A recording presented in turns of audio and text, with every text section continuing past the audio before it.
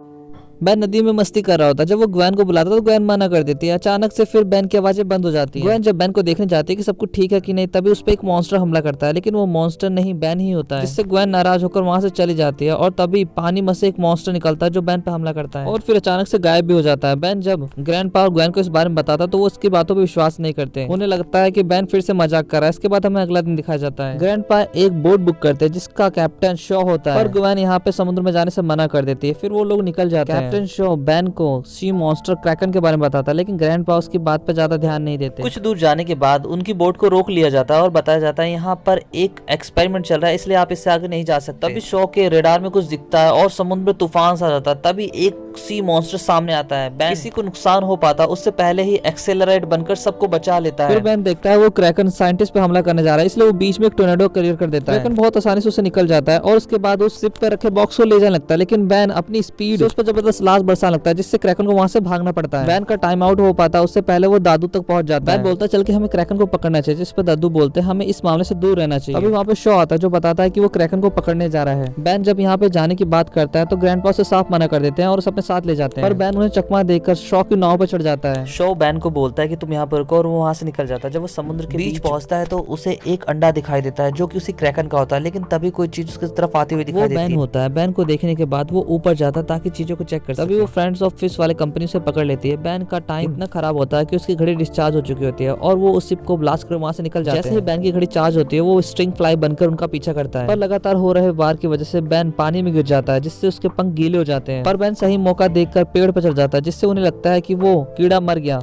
फिर वो लोग शो को भी पानी में फेंक कर जाने लगते हैं। इतने टाइम में बैन के पंख सूख चुके होते हैं और वो उसे लेके किसी सेफ जगह जा ही रहा होता है। तभी उसका टाइम आउट हो जाता है और वो गिरने वाला होता है कि तभी ग्रैंडपा और ग्वेन आकर उसे बीच में पकड़ लेते हैं। ग्वेन की थोड़ी सी रिसर्च से उन्हें पता चल जाता है कि जोना जो कि साइंटिस्ट है वो साइंटिस्ट ना होकर स्मगलर है, जो कि बहुत ही रेयर चीजें बेचा करता है। ग्रैंडपा और ग्वेन को लेकर उसी जगह पे निकल जाता है जहाँ पर उन्हें वो अंडे दिखाई दिए थे और यहाँ पर जोना और भी अंडे चुरा रहा होता है। तभी बैन रिपचॉस बनकर वो अंडे लेने जाता है। तभी वहाँ पे क्रैकन भी आ जाता है और यहाँ पर जोना और वो क्रैकन लड़ने लगते हैं। तभी रिपचॉस वहाँ पे आकर वो अंडे गिरा देता है। दूसरी तरफ ग्रैंडपा और ग्वेन भी कई लोगों को ढेर कर देते हैं। इसके बाद लड़ाई पानी में दिखाई जाती है। कभी रिपचॉस तो कभी जोना तो कभी क्रैकन मॉन्स्टर उस अंडे को एक दूसरे की तरफ पास कर रहे होते हैं। यहाँ पर क्रैकन जोना की मशीन को तोड़कर उसे मारने जाता है, लेकिन बैन बीच में आ जाता है। बैन क्रैकन के अंडे उसे देखकर जोना को अपने साथ ऊपर ले आता है और पुलिस को दे देता है, पर शो बैन को क्रैकन समझकर पकड़ लेता है और टाइम आउट होते ही बैन फिर से इंसान बन जाता है। इसके बाद ये एपिसोड यहीं खत्म हो जाता है। ये एक्सप्लेनेशन आपको कैसा लगा जरूर बताएं और लाइक और सब्सक्राइब करना ना भूले। Thanks for watching. सायोनारा।